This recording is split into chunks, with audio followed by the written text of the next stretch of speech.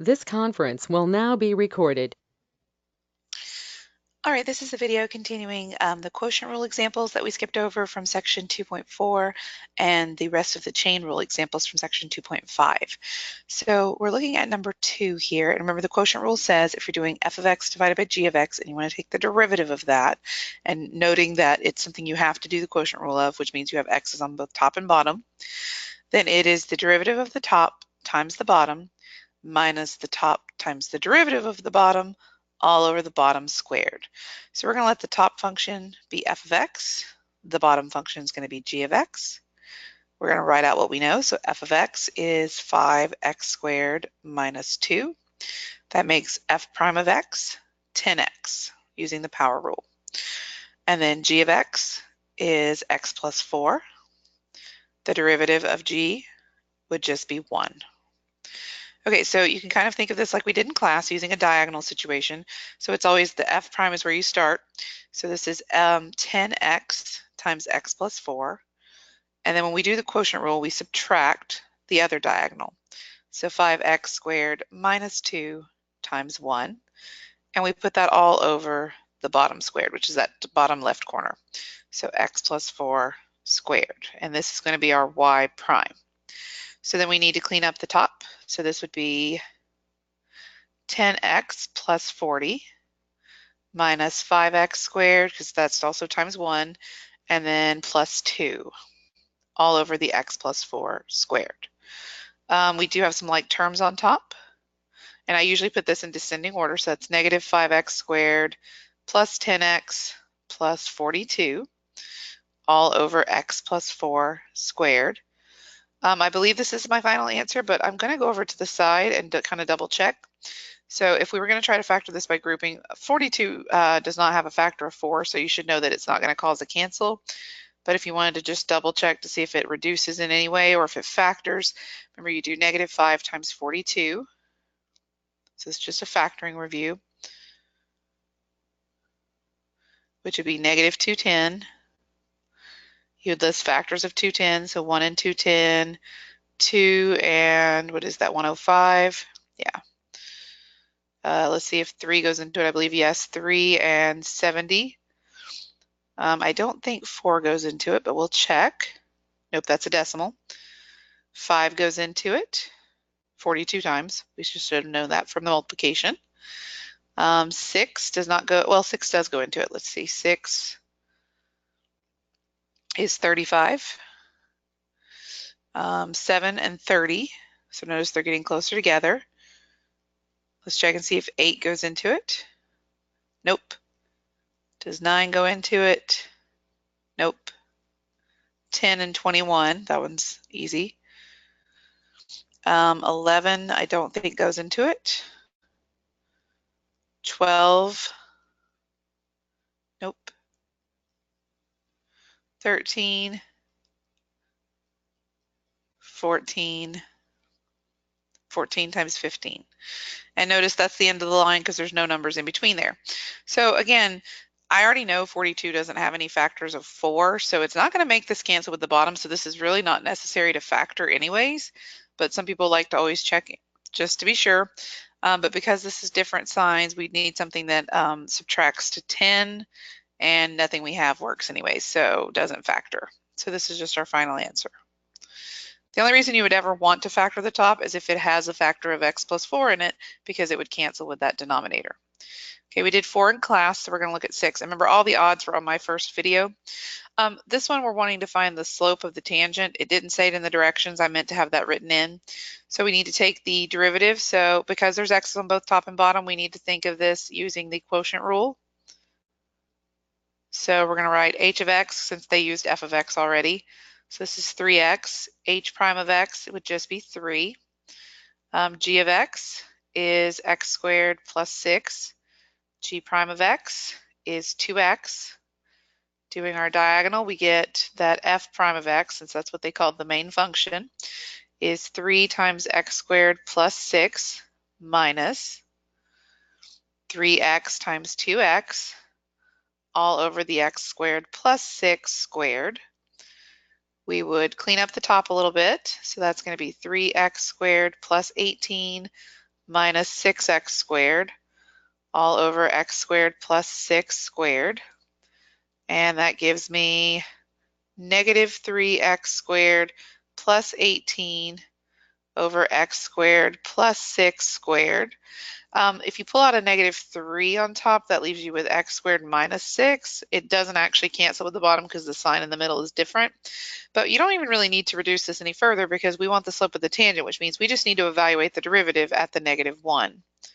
So if we plug in negative 1 for all the x's down here, it's negative 3 times negative 1 squared plus 18 over negative 1 squared, be careful that that's in a parentheses, plus 6 squared. So let's work that out.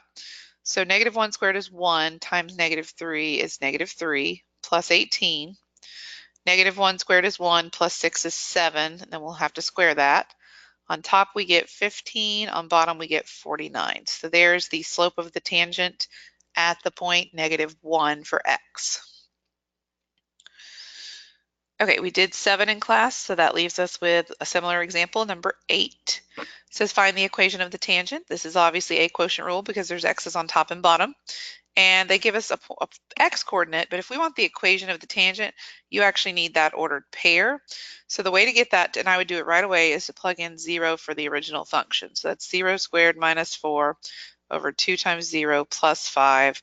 That's just going to be negative 4 over 5. So that's the ordered pair we'll use when we do our equation at the end. All right, so now let's take the derivative. So we're going to call the top h of x since they already used f and the bottom g of x. So h of x equals x squared minus 4. H prime of x would be 2x. G of x is 2x plus 5.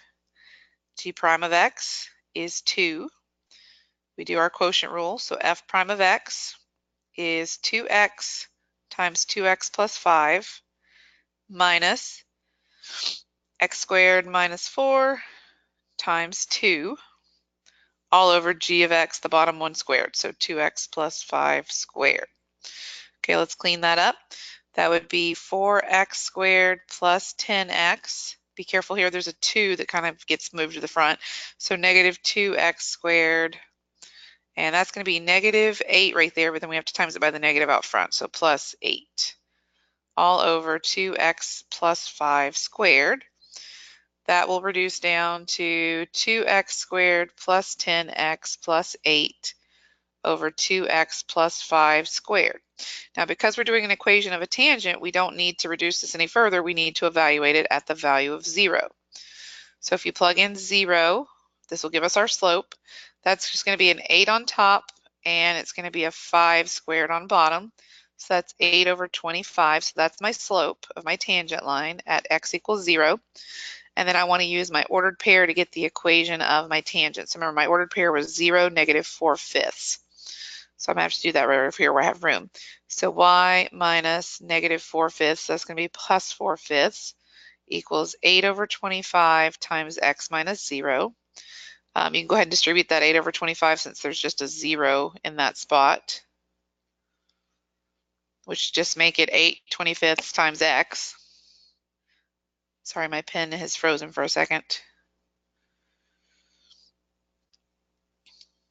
There we go. So 8 over 25x, and then we will subtract over the negative 4/5. So 8 over 25x minus 4/5, which makes sense because when x is 0, you have a y-intercept, so it is the b term. So if you caught that early, you wouldn't have had to do that point slope formula. Okay, so this is one like the ones we did with the product rule and like a sum rule. We need to take the symbolic derivative of this, and then we're going to plug in the appropriate things where they appear in the formula. So f prime of x here is the top function's derivative times the bottom minus the original function times the derivative of the bottom all over the bottom, which is h of x. I just wrote that backwards. Squared. They changed up h of x is in the bottom in this case. So this is our situation. This is the formula based on what we know from doing the quotient rule. And so if we wanted to do g prime of 2, because we're going to be doing f prime of 2, which is out here, that means we'd substitute the top first number as a negative 2, h of 2 would be -1 minus g of x is the 3 for g of 2. H prime of 2 is 4. And that's all over h of x, which was h of 2, so -1 squared. So that is a 2 minus a 12 divided by a 1, so that's going to be -10. Okay, so that finishes up section 2.4, all of the duplicates. And then we're now looking at the remainder of problems we had on the chain rule.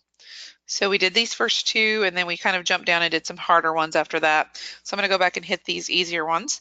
Remember, the general power rule says you can use a power rule and bring the 5 to the front and reduce the power as long as you chain the derivative of the inside. So if your inside has a derivative other than 1, you need to be doing the chain rule. Or if it's a function inside that's not just an x. So this would be 5 parentheses x squared plus 3x. We lose a power, it becomes 4. And then we chain the derivative of the inside, which would be 2x plus 3. So if I wanted to kind of make that look a little prettier, I might bring the binomial to the front right after the 5. You don't have to, but just looks a little bit more like it's in order. So there's my derivative, and you don't have to distribute any of that out. So this would be, we could rewrite this as 7x minus 4 to the 1/2, so it is kind of a power rule. So this would be y prime is 1/2 7x minus 4 to the -1/2, since we lose a power, and then we need to chain the derivative of the inside, which would just be 7. So on this one, I'm going to write this as 7 over 2, because 7 times 1/2 is 7/2, and then the 7x minus 4 to the 1/2 is in the denominator. So that's my final answer on that one.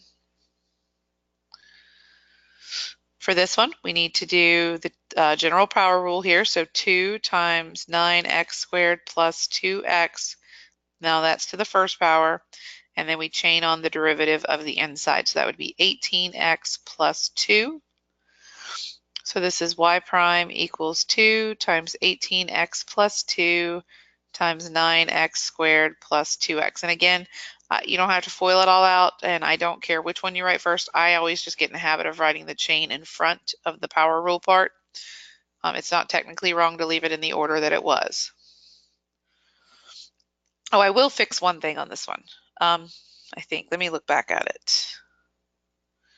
Yes, this guy right here. Okay, so these two things right here are not completely factored. And because they're all to the first power, you can actually pull out a GCF. If the power here was like a 2 or a 3 or something like that, you can't factor something out of it.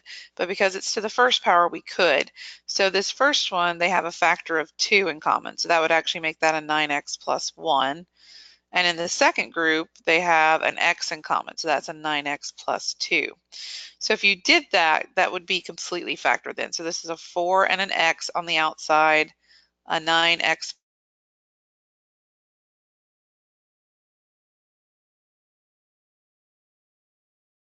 plus 2. So this is what would be considered.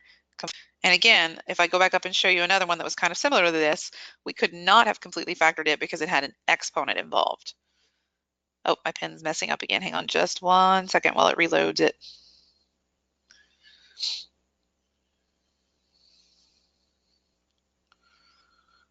So this one would be actually the completely factored version of y prime. So let me go back up a second. See right here, these two have an x in common, but you can't pull it out because of the fourth power. So that's what I meant by that. All right, so let's look at number 7. This already has a 4 in front, but it's not an x. So we don't need the product rule here, since the part in front that it's being multiplied by is not really a function with an x in it. So we're just going to treat this as a coefficient. So 4 times 3 is 12. Then we'd have our 2x minus 5, and it would be to the second power. And we chain the derivative of the inside, which is a 2. Last thing to do is to clean up and multiply those two coefficients together.